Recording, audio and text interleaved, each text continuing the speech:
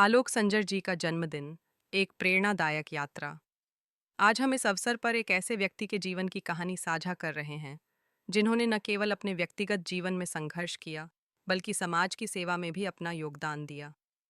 श्री आलोक संजर का जन्म 4 अप्रैल 1963 को भोपाल में हुआ। बचपन से ही उनके भीतर सेवा भाव का बीजारोपण हो गया था और यही कारण रहा कि वे हमेशा दूसरों की मदद करने के लिए तत्पर रहते थे। उनके बचपन में एक विलक्षण घटना घटित हुई जब एक फकीर बाबा की आवाज़ जुमे रात फले मुराद सुनते ही आलोक जी हमेशा एक कटोरी आटा लेकर उनके पास पहुंच जाते और वह फकीर भी सबसे पहले आलोक जी से अनाज लेकर ही अपनी यात्रा पर निकलता। यह घटना हमें यह सिखाती है कि सेवा का वास्तविक रूप क्या होता है। बिना किसी दिखावे के, बिना किसी स्वार्थ के, सिर्फ दूसरों की मदद करना। आलोक जी का स्कूली जीवन केंद्रीय विद्यालय से शुरू हुआ, जहां उन्होंने हॉकी और कबड्डी जैसे खेलों में भी अपनी प्रतिभा का परिचय दिया और केंद्रीय विद्यालय संगठन स्तर तक प्रतिस्पर्धा की।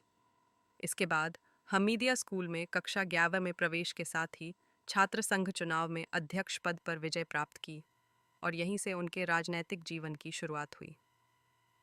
आलोक संजर जी ने हमीदिया कॉलेज में प्रवेश करते ही अखिल भारतीय विद्यार्थी परिषद ABVP से जुड़कर समाज सेवा में अपना कदम रखा।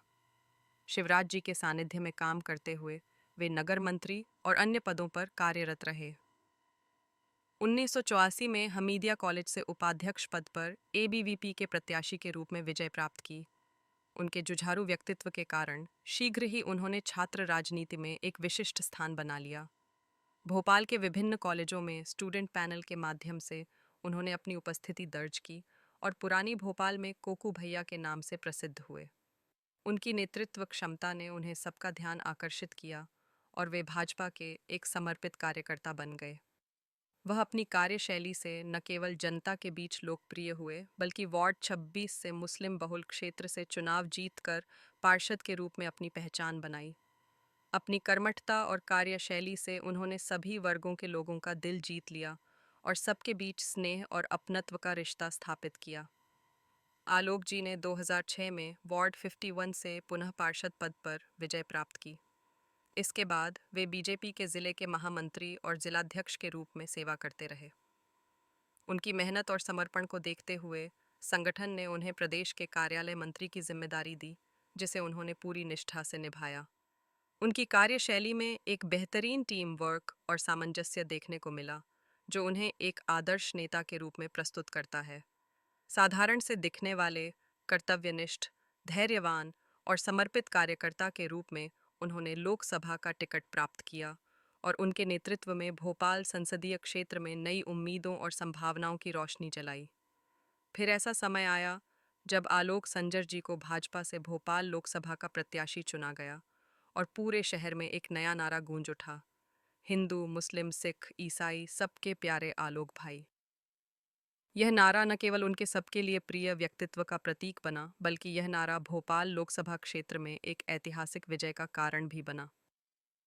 इस नारे ने आलोक संजर को भोपाल लोकसभा क्षेत्र से ऐतिहासिक मतों से सांसद बना दिया।